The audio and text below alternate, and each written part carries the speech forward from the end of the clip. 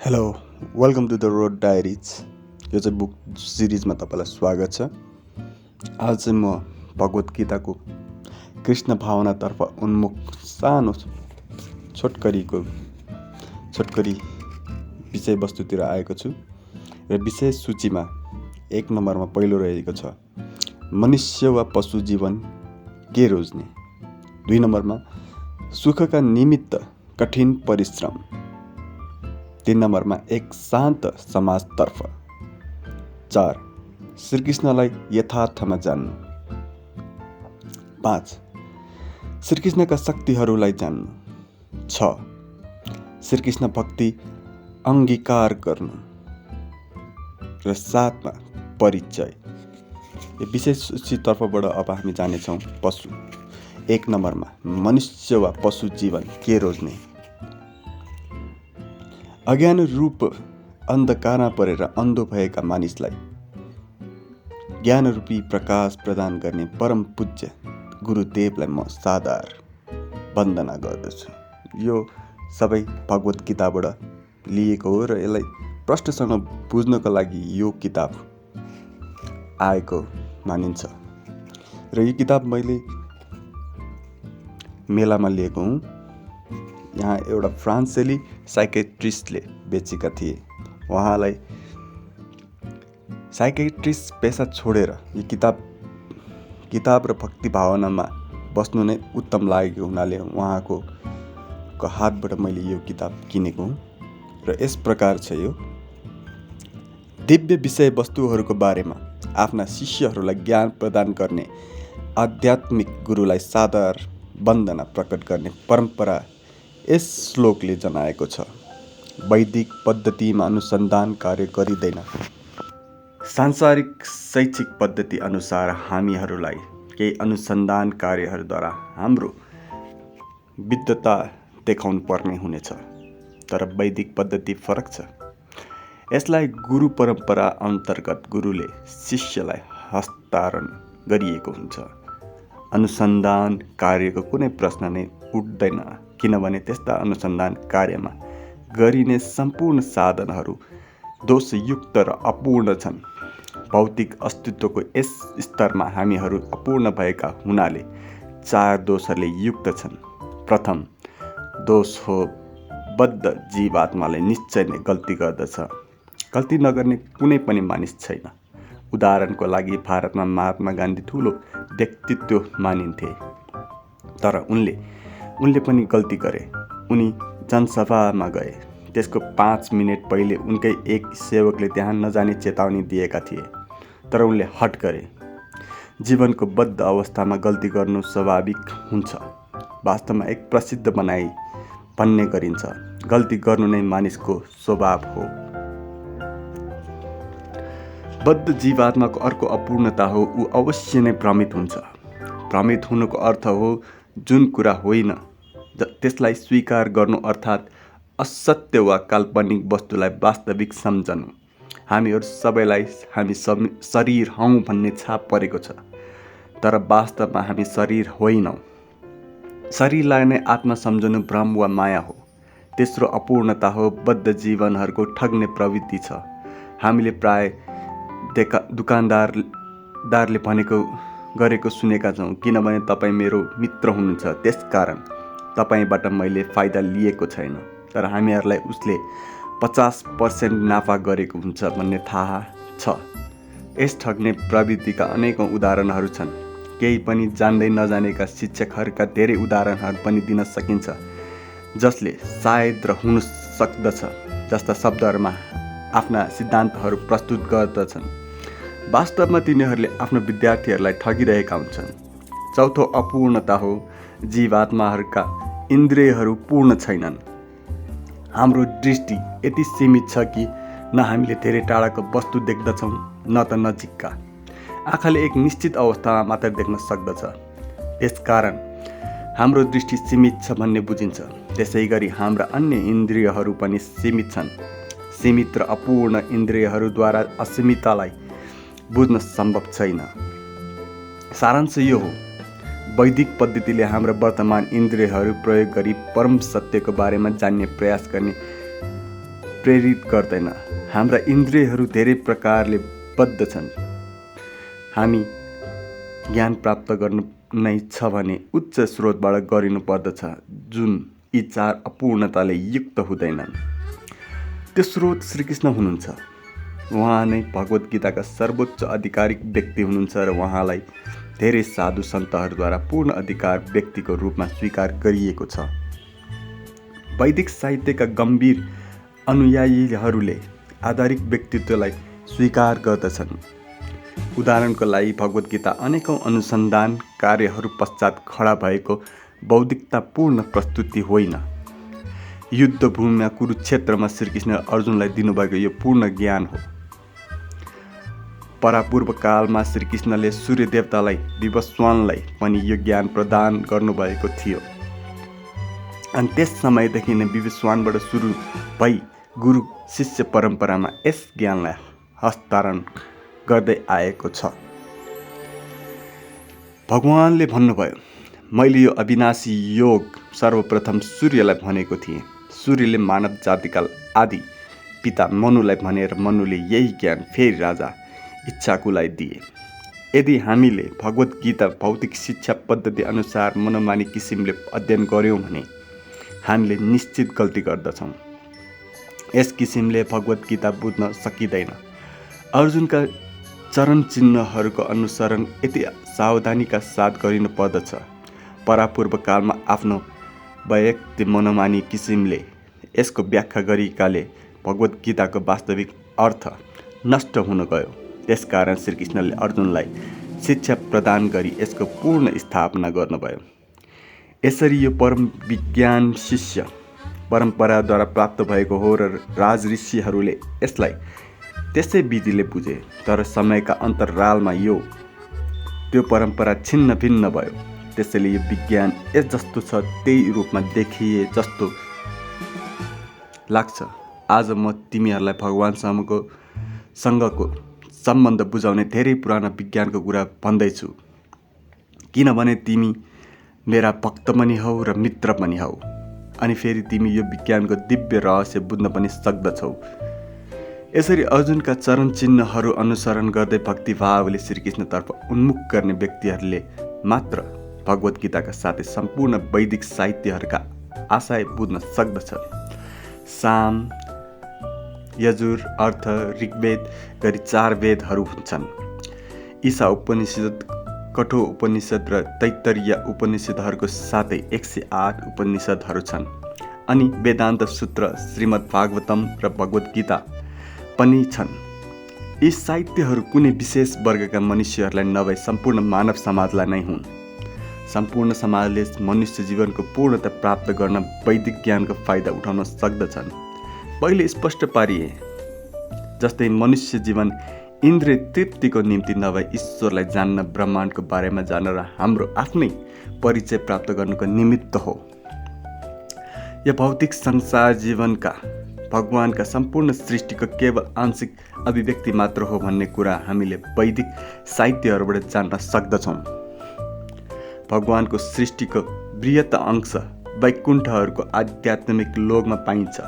यो भौतिक प्रकृतिभन्दा माथि र पर उच्च आध्यात्मिक प्रकृति हो। जसरी श्रीकृष्ण भगवानले भगवत गीतामा भन्नुभएको छ, पृथ्वी, जल, अग्नि, वायु, आकाश, मन, बुद्धि र अहङ्कार, यी 8 मेरै विभिन्न भौतिक शक्तिहरू प्रकृति हुन्। हे महाबाहु अर्जुन, यसबाहेक मेरो एउटा परशक्ति पनि छ, जसले भौतिक वा अपार शक्तिका साधनहरूलाई उपभोग गर्ने जीवात्मालाई धारण गरिराखेको छ। सँगै टाँसिएका रहेका धेरै भौतिक ब्रह्माण्डहरू छन्। यी सबै ब्रह्माण्डहरू मिलेर भौतिक सृष्टि बन्दछन्। यी सबै गुजुमुच्च असङ्ख्यौं भौतिक ब्रह्माण्डहरूभन्दा पर आध्यात्मिक आकाश छ, जुन भगवत गीतामा पनि वर्णन गरिएको छ। त्यो मेरो परम धाम न सूर्यद्वारा, न चन्द्रद्वारा, न त अग्निद्वारा वा विद्युतद्वारा नै प्रकाशित हुन्छ। जो त्यहाँ पुग्दछ तिनीहरू फेरि कहिले यस पृथ्वीमा फर्केर आउँदैनन्।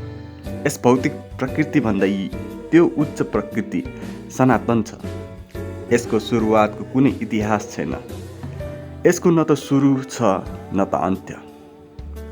यसबाहेक एउटा अर्को अव्यक्त प्रकृति छ जुन यो व्यक्त अव्यक्त पदार्थभन्दा शाश्वत र दिव्य छ। त्यो कहिले पनि नाश हुने नहुने पराशक्ति हो। संसारका सबै वस्तु नष्ट हुँदा पनि त्यो यथावत रहिरहन्छ। वेदान्तीहरू जसलाई अव्यक्त र अविनाशी भन्दछन्, जो सबैको गन्तव्य स्थान पनि हो र जसलाई प्राप्त गरेपछि कोही पनि फर्केर आउँदैन, त्यही नै मेरो परमधाम हो। वैदिक धर्म वा वर्णश्राम धर्मलाई सनातन धर्म पनि भनिन्छ, किनभने यसको सुरुवात कसैले पनि पत्ता लगाउन सक्दैन। क्रिश्चियन धर्मको 2000 वर्षको इतिहास छ र मुस्लिम धर्मको 1000 वर्षको इतिहास छ। तर यदि वैदिक धर्मको उत्पत्ति पत्ता लगाउने प्रयास गरियो भने हामीहरू यसको सुरुवात पत्ता लगाउने समर्थ हुँदैनौँ। वर्णश्राम धर्मलाई जीवात्माको सनातन धर्मको रूपमा स्वीकार गरिन्छ। हामीहरूले प्राय भन्ने गर्दछौँ, भगवानले भौतिक शरीरको सृष्टि गर्नुभयो। यसको अर्थ भयो भगवान सृष्टिभन्दा पहिले पनि विद्यमान हुनुहुन्थ्यो। भगवान यस भौतिक सृष्टिभन्दा पहिले विद्यमान हुनुभएकाले यस सृष्टिको हुनुहुन्न। यदि उहाँ यसको अधीनमा भएको भए कसरी यसको सृष्टि गर्नुभयो? भगवान आफ्नो सृष्टिसँग एक समान पनि हुनुहुन्छ र यसबाहेक उहाँ पूर्णतामा विद्यमान हुनुहुन्छ, जुन कुरा भगवत गीतामा यसरी वर्णन गरिएको छ। यो समस्त ब्रह्माण्ड मेरो अव्यक्त रूपले ढाकिएको छ। सम्पूर्ण जीव ममा निहित छन्, तर म उनीहरूभित्र छैन। त्यही पनि मद्वारा सृजित हरेक वस्तु मैमा स्थित हुँदैनन्। मेरो योग शक्तिहरूलाई हेर, म सम्पूर्ण प्राणीहरूको पालनकर्ता हुँ। सबै ठाउँमा म व्याप्त छु, तैपनि म जगतको अंश होइन। म त स्वयं सृष्टिको कारण स्वरूप हुँ। वास्तवमा हामी सबै आत्मा हौँ। असङ्ख्यौँ आध्यात्मिक लोकहरू र असङ्ख्यौँ आध्यात्मिक जीव आत्माहरूको भएको आध्यात्मिक आकाशमा हामीहरू अवश्य नै भगवानसँग सङ्गत गर्दछौँ। तर त्यस आध्यात्मिक संसारमा रहन योग्य अयोग्य आत्माहरूलाई यस भौतिक संसारमा पठाइन्छ। मिल्टनको प्याराडाइज लस्ट भन्ने पुस्तकमा यही विचार व्यक्त गरिएको छ। यद्यपि हामीहरू आत्मा भए पनि हामीहरूले स्वेच्छापूर्वक यो भौतिक शरीर ग्रहण गर्यौँ र यसका साथमा भौतिक प्रकृतिका त्रितापमय दुःख कष्टहरू पनि स्वीकार गर्यौँ। हामीले ठिक कहिले र कसरी यो स्वीकार गर्यो भन्ने पत्ता लगाउन सकिँदैन। बद्ध जीव आत्माको सर्वप्रथम कहिलेदेखि यो भौतिक शरीरहरू स्वीकार गर्न सुरु भयो भन्ने इतिहास पत्ता लगाउन कसैले पनि सक्दैन। वर्तमान परिवेशमा जैविक पदार्थको विकासवाद भन्ने डार्विनको सिद्धान्त उच्च शिक्षाका विश्वविद्यालयमा अति प्रसिद्ध छ। पद्म पुराणमा र अन्य आधिकारिक शास्त्रहरूमा पनि जीवात्माको एक शरीरबाट अर्को शरीरमा हुने आध्यात्मिक विकास क्रमको जानकारी दिएको छ। जीवात्माहरूका 84 लाख रूपहरू हुन्छन् भन्ने जानकारी यस पद्म पुराणले दिन सक्छ, जसमध्ये 9 लाख जलचर प्राणीहरू छन्। 20 लाख योनिहरू वनस्पति जगतमा मात्रै छन्। हाल सबैले डार्विनको सिद्धान्तलाई जोड दिन्छन्, तर वैदिक साहित्यमा विभिन्न योनिहरूको बारेमा बृहत जानकारी दिएको छ। डार्विनले जीव नीच योनिहरूबाट उच्च योनिहरूमा विकास हुन्छ भन्ने विचार व्यक्त गरेका छन्, तर यो पूर्ण सत्य होइन। आत्माले नीच योनिबाट उच्च योनिमा प्रगति गर्न सक्दछ। तर सृष्टिको सुरुवातमा सम्पूर्ण योनिहरू श्रीकृष्णद्वारा सिर्जित थिए र जुन भगवत गीतामा यसरी सूचित गरिएको छ।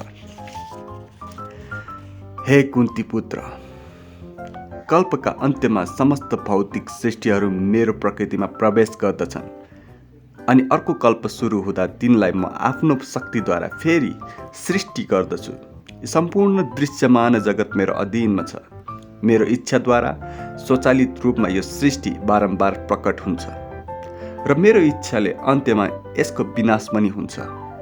यी सबै जीवात्माहरू मन र शरीर सम्बन्धी दुःख कष्टका साथै त्रितापमय दुःख कष्टले ग्रसित हुन्छन्। जनावरहरूको दुःखले पाइरहेको छौँ भने बुझ्न सक्दैनन्, तर मानिसले सक्दछ। मैले दुःख पाइरहेको छु भनेर बुझ्न नसक्ने व्यक्ति पशु चेतनामा हुन्छ। जनावरहरू पार पछाडि काटिनका लागि पङ्क्ति उभिएर हुन सक्दछन्, तर तिनीहरूले यसलाई बुझ्न सक्दैनन्। हामीहरू मानिस भएका हुनाले जन्म, मृत्यु, जरा, व्याधि रूपी कष्ट भोग्नु परेको हुनाले सचेत हुनुपर्दछ। यी दुःख कष्टहरूबाट कसरी छुटकारा पाउने भन्ने बारेमा जान्न इच्छुक हुनुपर्दछ। हामीले जन्मदेखि नै दुःख पाइरहेका छौँ। हामीलाई आमाको गर्भमा 9 महिनासम्म सानो बच्चाको रूपमा कोचिएर बस्नु परेको थियो। आमाले अनेक हेरचाह गरेर आफ्नो बच्चालाई हुर्काउन कोसिस गरे पनि जन्मपछि दुःख कष्ट निरन्तर भइ नै रहन्छ, किनभने बच्चा अझै पनि रुन्छ। किन रुन्छ? किनभने बच्चाले दुःख पाइरहेको हुन्छ। कि बच्चालाई किरा भुसुनाले टोकेको हुन्छ, कि पेटमा दुखेको छ, या त अरू कुनै रोग लागेको हुन्छ। कारण जेसुकै भए पनि दुःख निरन्तर भइरहेको छ। उसको इच्छा विरुद्ध बालपूर्वक विद्यालय पठाइदा पनि बच्चाले दुःख पाउँदछ। बालकले पढ्न चाहँदैन, तर शिक्षकले उसलाई गृह कार्य दिन्छ नै। हामीले हाम्रो जीवनको सावधानीपूर्वक विश्लेषण गऱ्यौँ भने दुःखैले भरिएको छ। साधारणतया बद्धजीव आत्माहरू पनि बुद्धिमानी हुँदैनन्। त्यसकारण यस बारेमा कुनै सोधपुछ नगरिकन निरन्तर दुःख पाइरहन्छ। हामीले यी दुःख कष्टहरू छन् भन्ने जान्नुपर्दछ र यी दुःखबाट छुटकारा पाउने कुनै उपाय छ भने त्यसबाट फाइदा लिनुपर्दछ। महान ऋषि ऋषवेदकले आफ्ना छोराहरूलाई यसरी उपदेश दिनुभयो: हे मेरा पुत्रहरू, यस जीवनमा तिमीहरूले यी राम्रा शरीरहरू प्राप्त गरेका छौ। तिमीहरूले जान्नुपर्दछ यी शरीरहरू सुँगुर र कुकुरले जस्तै इन्द्रिय तृप्तिका लागि प्राप्त भएका होइनन्, तर यी शरीरहरू आत्मा साक्षात्कारका निमित्त प्राप्त गरेका हुन्। मूलतः ऋषभदेवले भन्नुहुन्छ, इन्द्रिय तृप्तिका जीवनको दिशा खोज्ने सुँगुरहरूको लागि हो। अहिले हामीसँग उच्च योनिका शरीरहरू भएको हुनाले नीच योनिका नक्कल गर्नु हुँदैन। हालसालै एक दृश्य देखेर हामी आश्चर्यचकित भयौँ। न्युयोर्क सहरको सेन्ट्रल पार्कमा हिँडिरहेको बेला हामीले अमेरिकन युवा युवतीहरूको एक समूह सुँगुरको पूजामा संलग्न भएको देख्यौँ। हामीहरूले हरे कृष्ण कीर्तन गरिरहेका थियौँ भने उनीहरूले सुँगुर सुँगुर सुँगुर गाइरहेका थिए। वास्तवमा तिनीहरू सुँगुरहरूसँग सेन्ट्रल पार्कमा शोभा यात्रा गरिरहेका थिए। सुँगुरहरूलाई आफ्नो राष्ट्रपति बनाउन चाहन्थे। तिनीहरूको नेतृत्व सुँगुरले गरिरहेको देख्न चाहन्थे। यो क्रम पनि यतिसम्म गयो कि सिएटलमा सुँगुरहरूलाई साथमा राखेर एक प्रदर्शन पनि भयो, जसमा ती युवा युवतीहरू नग्न भई हिलोमा सुँगुरहरूसँग खेल्न थाले। यसरी पूजा गरेका सुँगुरहरूसँग सङ्गत पनि गरिरहेका थिए। यो सबै त्यो देशमा भइरहेको थियो जुन देशका युवाहरू युवतीहरू अरू देशका युवा युवतीहरूभन्दा आकर्षक शरीर भएका, ठुला धनराशि र अन्य अनेक सुविधाहरूले युक्त थिए।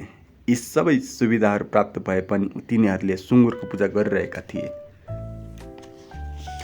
भविष्यमा यस किसिमको सुँगुर पूजा गरिनेछ भन्ने अनुमान आजभन्दा 5000 वर्ष पूर्व नै श्रीमद् भागवतमा गरिएको थियो। भन्नुको अर्थ के हो भने जीवनमा प्राप्त भएका सुन्दर परिस्थिति निकृष्ट किसिमको पूजामा नभई सुन्दर लक्ष्य प्राप्तिमा नै प्रयोग गरिनु पर्दछ। वैदिक साहित्यमा हामीहरूले ठुलो ठुलो तपस्या गर्ने राजा एवं सम्राटहरूको नाम उल्लेख गरिएको पाउँदछौँ। ध्रुव महाराज, अम्बरीश महाराज, युधिष्ठिर महाराजहरू सबै महान राजाहरू थिए र अति ऐश्वर्यशाली पनि थिए, तर साथसाथै तिनीहरू महान ऋषिहरू पनि थिए। यसरी तिनीहरूले मानव शरीर रूपी सुन्दर परिस्थिति प्राप्त गरेको व्यक्तिहरूलाई आर्थिक विकास एवं सम्पन्न जीवन यापनका लागि उदाहरण प्रस्तुत गर्दछन्। यो अवसर अझै राम्रो जीवन प्राप्तिका निमित्त प्रयोग गरिनु पर्दछ र यसलाई तपस्याद्वारा वास्तविकतामा परिणत गर्न सकिन्छ। वर्तमान समस्यामा हामीहरूले यी भौतिक शरीरहरूमा रहन्छौँ, तर यदि हामीले कृष्ण भावनाको पद्धति स्वीकार गर्यौँ भने हाम्रो भावना शुद्ध हुन्छ। अमेरिकन एवं युरोपियन भए पनि सो इच्छातर्फ पूर्वक कृष्ण भावनाको अभ्यास गर्ने युवा विद्यार्थीहरू यसमा अति खुसी छन्। अहिले तिनीहरूको शुद्ध चेतना नै मनुष्य जीवन र पशु जीवनका बीचमा भिन्नता कायम गर्ने तथ्य हो भन्ने अनुभव गरेका छन्। अवैध स्त्री पुरुष सम्बन्ध, मांस भक्षण, मदपान र जुवा तास त्याग गर्ने जस्ता कृष्ण भावनाका आधारभूत विधि नियमहरूको पालनाद्वारा यदि हाम्रो अस्तित्व शुद्ध गर्यौँ भने क्रमिक रूपले हाम्रो पूर्णता, सम्पूर्ण शुद्ध आध्यात्मिक अस्तित्व प्राप्त गर्न माथि उठ्दैछौँ। आफ्नो अस्तित्व शुद्ध गराए भने हामीहरूलाई असीमित सुख प्राप्त हुनेछ भनेर ऋषि ऋषभदेवले आफ्नो छोराहरूलाई भन्नुभयो। हामीहरूले सबैले अवश्यभावी सुख प्राप्त, शान्ति प्राप्त गर्दछौँ, तर यस भौतिक संसारमा पाइने जे जति सुख र शान्ति सीमित हुन्छन्। तर यदि हामीले हाम्रो अस्तित्वलाई शुद्ध गराई आध्यात्मिक अशुद्ध प्राप्त गर्यौँ भने हामीले असीमित सुख र शान्तिको अनुभव गर्दछौँ। आध्यात्मिक लोक शुष्क वा काल्पनिक हुँदैन। माथि वर्णन गरिए अनुसार त्यहाँ विभिन्नता छन्। वैकुण्ठ लोकहरूमा आध्यात्मिक आनन्द अनुभूतिको एक भाग नृत्य आनन्द हो। जहाँ पनि युवा युवतीहरू छन्, वास्तवमा त्यहाँ जन्म, मृत्यु, जरा, व्याधि जस्ता कुनै पनि दुःख छैनन्। आध्यात्मिक लोकमा वास्तविक सम्पदा स्वरूप सच्चिदानन्दमय जीवनमा यदि हामी भाग लिन चाहन्छौँ भने इन्द्रिय तृप्ति र सुँगुर पूजामा निमित्त कडा परिश्रम गरी यो जीवन व्यर्थमा नष्ट गर्नु हुँदैन। हामीले कृष्ण भक्तिमय जीवन शैली स्वीकार गर्नुपर्दछ अनि हामीले असीमित सुख र आनन्द प्राप्त गर्दछौँ। यही नै कृष्ण भावना मृत आन्दोलनको सार हो। 2. सुखका निमित्त कठिन परिश्रम। शास्त्रहरूमा भगवानलाई सच्चिदानन्द विग्रह भनेर वर्णन गरिएको छ। सतको अर्थ सनातन हुन्छ। चित्त भनेको पूर्ण ज्ञानवान आनन्द भनेको प्रश्न हो र विग्रह भनेको अर्थ उहाँ एक व्यक्ति हुनुहुन्छ भन्ने बुझिन्छ। ईश्वर वा परम पुरुष भगवान अद्वितीय हुनुहुन्छ। उहाँ पूर्ण ज्ञानवान र आफ्नो परिचयको पूर्ण बोधका साथमा नित्य प्रसन्न व्यक्तिहरू हुनुहुन्छ। उहाँ समान कोही पनि छैन र उहाँभन्दा ठुलो पनि कोही छैन। यो ईश्वरको एक संक्षिप्त परिभाषा हो। जीवहरूको परमेश्वरका सूक्ष्म प्रतिरूप भएको हुनाले तिनीहरूले आफ्नो क्रियाकलापहरूमा सच्चिदानन्दमयका लागि इच्छा भएको पाउँदछन्। मानव समाजमा यी इच्छाहरू स्पष्ट रूपमा देखिन्छन्। स्वर्गलोक, जनलोक, तपलोक, महरलोक, ब्रह्मलोक जस्ता उच्च लोकहरूमा जीवात्माहरूले लामो समय बिती आनन्द लिन्छन् अनि तिनीहरूको बढी मात्रामा ज्ञान हुन्छ र साधारणतया अलि धेरै आनन्दमय जीवन हुन्छ। पृथ्वीका भन्दा हजारौँ गुणा बढी जीवन अवधि भएका एवं आनन्दको स्तर बढी भएका यस भौतिक संसारका उच्चतम लोकमा पनि वृद्ध अवस्थामा रोग, व्याधि र मृत्यु हुन्छन्। परिणामत भगवानका साक्षात् सम्पर्कमा पाइने नित्य आनन्द तुलनामा त्यो आनन्दको स्तर नगण्य छ। जसरी सम्पूर्ण समुद्रको पानीको तुलनामा एक थोपा पानी नगण्य हुन्छ, त्यसै गरी विभिन्न सम्बन्धहरू भगवानलाई गरिने प्रेममय सेवाले निराकार ब्रह्म ज्योतिमा पाइने आनन्द पनि नगण्य बनाउँदछन्। यस भौतिक संसारमा हरेक जीवात्माले उच्च स्तरको सुख आनन्दको इच्छा राख्दछ भने त्यही पनि यहाँ सबै दुखी छन्। लामो जीवन अवधि उच्च स्तरका आनन्द र सुविधा हुँदाहुँदै पनि सबै उच्च लोकहरूमा यो दुःख विद्यमान छ। भौतिक प्रकृतिको नियमको कारणले गर्दा यस्तो भएको हो। हामीले जीवन अवधिमा वृद्धि गर्न सक्दछौँ र हाम्रो जीवनस्तर पनि उच्च बनाउन सक्दछौँ। त्यही पनि भौतिक प्रकृतिको नियमले हामी दुखी हुन्छौँ। यसको कारण के हो भने हाम्रो नित्य स्वरूप उपयुक्त सुखको गुणस्तर भौतिक क्रियाकलापहरूबाट प्राप्त हुने सुखको गुणस्तरभन्दा फरक छ। जीवात्मा भगवानको उच्च आध्यात्मिक शक्तिको एक सूक्ष्म अंश हो जो सच्चिदानन्द विग्रह हुनुहुन्छ। त्यसकारण जीवात्माले आध्यात्मिक किसिमका सुख प्राप्त सहज रुचि राख्दछ। उसका लागि दुर्भाग्यपूर्ण कुरा के छ भने उसले व्यर्थमा गलत स्थानमा परदेशी वातावरणमा सुख प्राप्त गर्ने प्रयास गरिरहेको हुन्छ। पानीबाट बाहिर निकालिएको माछा जमिनमा जुनसुकै व्यवस्था मिलाए पनि सुखी हुँदैन। उसलाई पानीको आपूर्ति गरिराख्नु पर्दछ। त्यसै गरी यस भौतिक सूक्ष्म ब्रह्माण्डमा सूक्ष्म सच्चिदानन्द जीवात्मा उसका भ्रमित बुद्धिद्वारा गरिएको योजनाद्वारा वास्तवमा सुखी हुन सक्दैन। त्यसकारण उसलाई अर्कै किसिमको सुख दिन पर्दछ जुन सारांशमा आध्यात्मिक हुन्छ। हाम्रो महत्त्वाकांक्षा यस अस्थायी सुखप्रति तर्फ नै नभई आध्यात्मिक सुखतर्फ लक्षित हुनुपर्छ। केही दार्शनिकहरूले भौतिक आनन्द र भौतिक अस्तित्वको बहिष्कारद्वारा आध्यात्मिक आनन्द प्राप्त हुन्छ भन्ने दाबी गर्दछन्। श्रीपाद शङ्कराचार्यद्वारा भौतिक क्रियाकलापहरूको सिद्धान्त अस्वीकारवाद मानव जातिका नगण्य वर्गलाई प्रभावकारी हुन सक्ला, तर भक्तिमय क्रियाकलापहरूद्वारा सबैका निमित्त आध्यात्मिक आनन्द प्राप्त गर्ने उत्तम एवं विश्वसनीय विधि नै श्री चैतन्य महाप्रभुद्वारा प्रतिपादन गरिएको थियो। यी भक्तिमय क्रियाकलापहरूले भौतिक प्रकृतिको रूप नै परिवर्तन गर्न सक्दछन्। भौतिक सुखको लागि तीव्र इच्छा राख्नुलाई काम भनिन्छ। कामुक क्रियाकलापहरूको अन्तमा निश्चित रूपले नैराश्यतर्फ लैजान्छ। सम्पर्कको शरीर